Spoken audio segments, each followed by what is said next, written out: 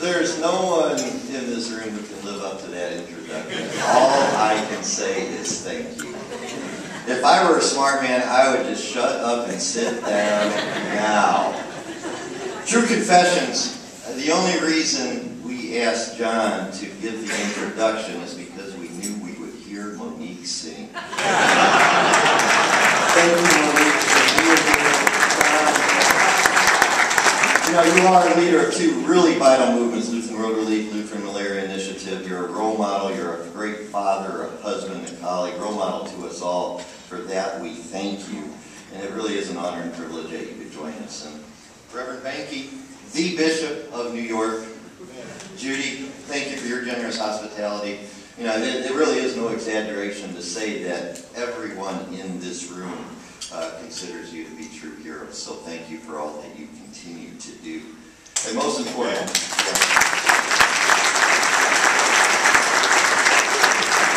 obviously my wife, Lori, and daughter, Sydney, the two of you obviously share in this undeserved award.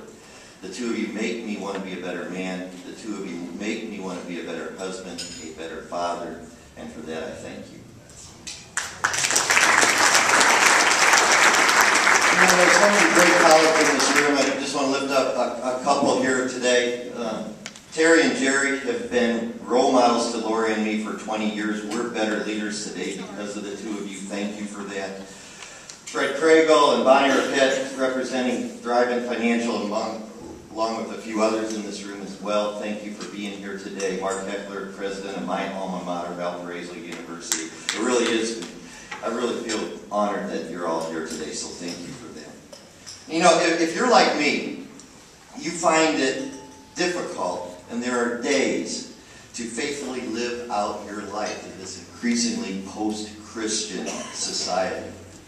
You know, the media inundates us with the message that the only true measure of success is whether or not we live that life of the rich and famous. Our senses are overloaded with the sordid details of the antics of the swindlers, the immoral politicians, the values-challenged celebrities. We know them intimately on a first-name basis. Elliot, Tiger, Bernie, Paris, Snooki, the situation.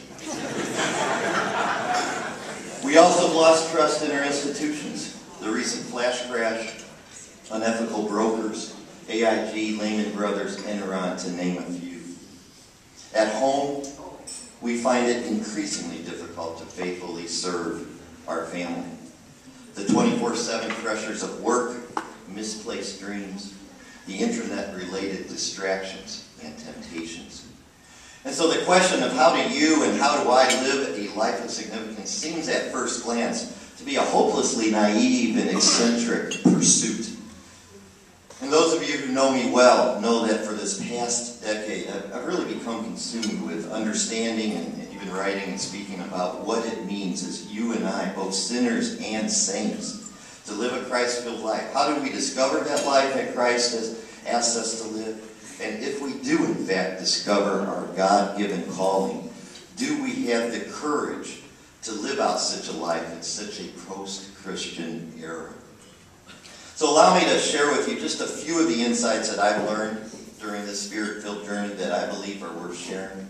And what I've learned is that it is our Christian faith which provides us with a unique advantage. And when our relationship with God is strong, we intuitively understand that it is our faith that influences the intensity of our daily living. And when our faith is strong, we are able to live beyond our ego. And when our faith is strong, we are compelled to go beyond ourselves in ways that no other energy can provide. And when our faith is strong, we are no longer constrained to be successful.